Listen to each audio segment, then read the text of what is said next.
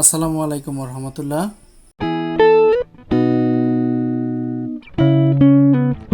প্রিয় শিক্ষার্থীরা, আশা করি তোমরা খুব ভালো আছো। আজ আমরা নবম দশম শ্রেণী অথবা এসএসসি পরীক্ষার্থী যারা রয়েছে তাদের জন্য পরিসংখ্যান অধ্যায়ের খুবই গুরুত্বপূর্ণ একটি প্রশ্নের সমাধান দেখব। আমরা গণসংখ্যা বহুভুজ কিভাবে আমরা নির্ণয় করব সেটি দেখব। গণসংখ্যা বহুভুজ নির্ণয় করার জন্য আমাদের যে চার্ট লাগবে, তালিকা লাগবে, সেটি আমি এখানে দেখো লিখে রেখেছি। এখানে আমাদের উদ্দীপক এরকম একটি প্রশ্ন দিয়ে দেওয়া আছে, সারণী দেওয়া আছে গণসংখ্যা নিবেশনের। এটি ঢাকা বোর্ড 2020 সালের একটি প্রশ্ন। এতে গ প্রশ্নে চাওয়া হয়েছে প্রদত্ত উপাত্তের গণসংখ্যা বহুভুজ অঙ্কন করো। তাহলে আমাদের যে উপাত্ত দেওয়া আছে সেই উপাত্তের মাঝে শ্রেণীবৃত্তি এবং গণসংখ্যা দেওয়া আছে, আমাদেরকে গণসংখ্যা বহুভুজ অঙ্কন করতে হবে। এখন গণসংখ্যা বহুভুজ অঙ্কন করতে গেলে আমাদের প্রথমে যেটি মনে রাখতে হবে সেটি হলো গণসংখ্যা বহুভুজ অঙ্কন করতে গেলে আমাদেরকে শ্রেণী মধ্যমান এবং গণসংখ্যা লাগবে। আমাদের কি লাগবে? শ্রেণী মধ্যমান এবং গণসংখ্যা। তাহলে আমরা দেখো এখানে গণসংখ্যা বহুভুজ অঙ্কনের সারণী নিম্নরূপ। এখানে শ্রেণীবৃত্তি, শ্রেণী মধ্যমান, গণসংখ্যা। আর আমাদের শ্রেণী মধ্যমান এবং গণসংখ্যার প্রয়োজন হবে। দেখো শ্রেণী মধ্যমান তোমরা ইতিমধ্যে জেনে গেছো কিভাবে শ্রেণী মধ্যমান বের করতে হয়।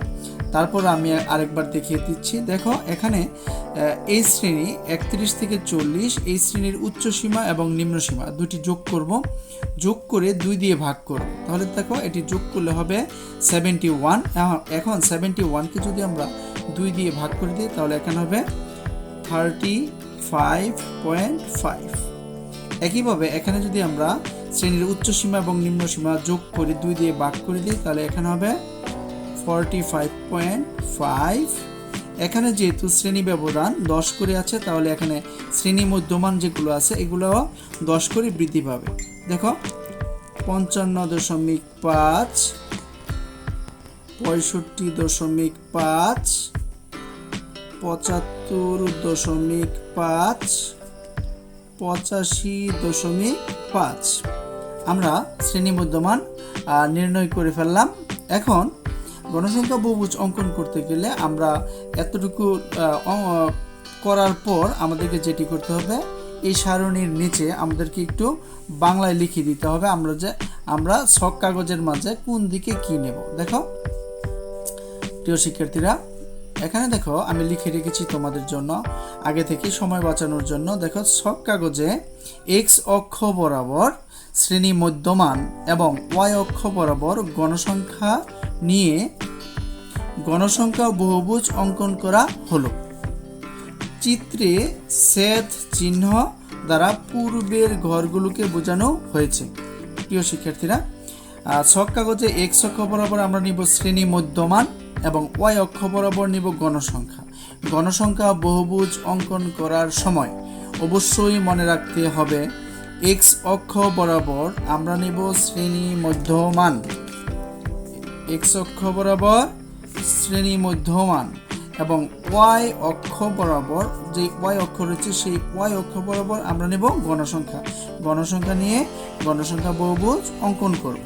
তাহলে আমরা এতটুকু লিখতে পারবো আশা করি। এখন দেখো আমাদের বাকি কাজটুকু গ্রাফ পেপারে করতে হবে। গ্রাফ পেপার বা ছক কাগজ, গ্রাফ পেপারের বাংলা হলো ছক কাগজ। দেখো এতটুকু লেখার পর আমরা এইভাবে একটি গ্রাফ পেপার আমাদেরকে পরীক্ষা হলে দেওয়া হবে। এই গ্রাফ পেপারের আমরা এক্স অক্ষ এবং ওয়াই অক্ষ প্রথমে নির্ণয় করব। দেখো এখানে আমরা এই গ্রাফ পেপারের প্রথম থেকে আমরা 5 গড় পরে ওয়াই অক্ষ নির্ধারণ করি। দেখো এখানে আমরা 5 গড় পরে ওয়াই অক্ষ নির্ধারণ করলাম, মনে করলাম এটি ওয়াই অক্ষ, এবং এদিকে ভূমির দিকে যে অক্ষ থাকবে সেটি হলো এক্স অক্ষ। এদিকে এক্স অক্ষ, দেখো এটি হলো এক্স অক্ষ এবং এদিকে হলো আমাদের ওয়াই অক্ষ।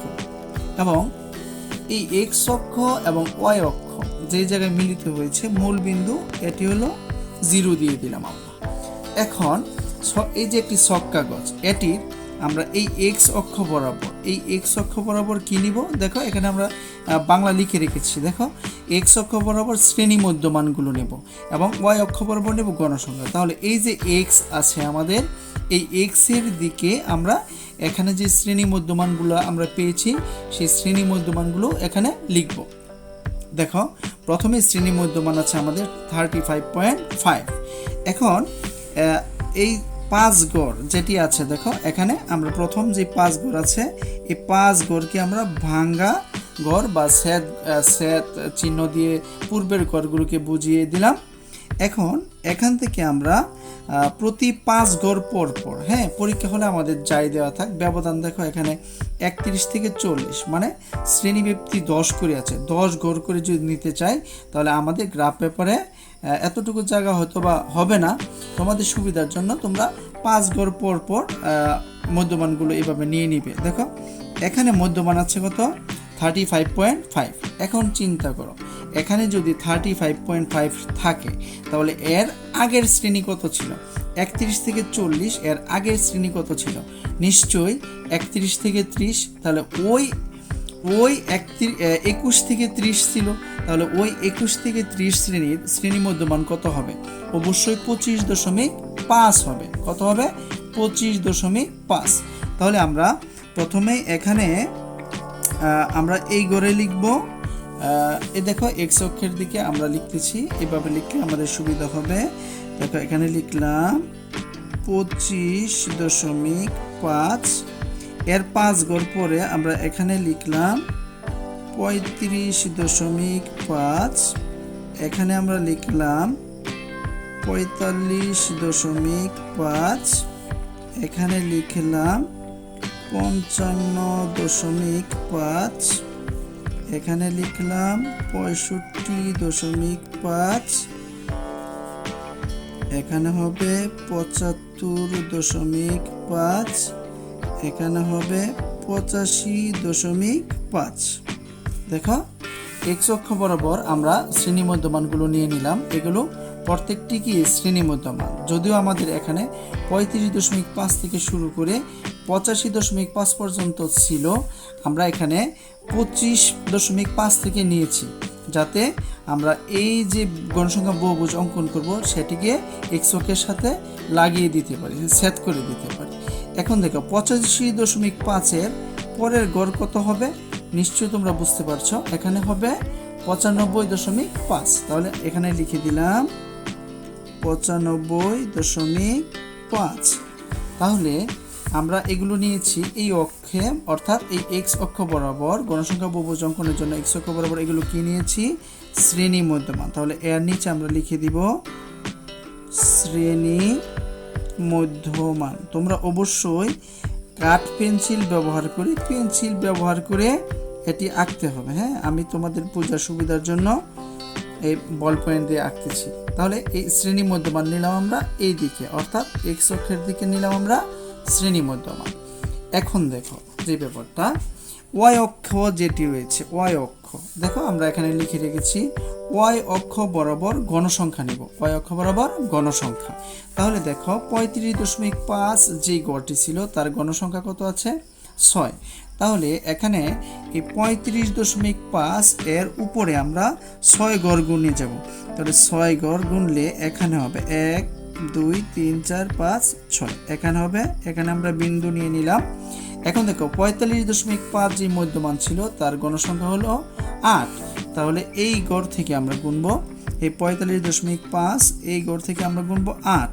তাহলে এখান থেকে আমরা 8 গড় উপরে আমরা একটি বিন্দু দিয়ে দিব।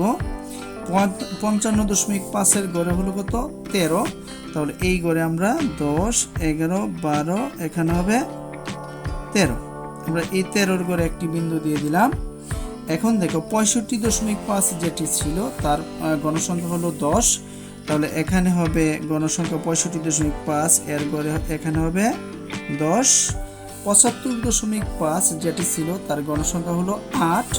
তাহলে 75.5 এই ঘরে আমরা 8 যে উপরের দিকে প্রথম থেকে 8 গড় পরে একটি বিন্দু নিয়ে নেব।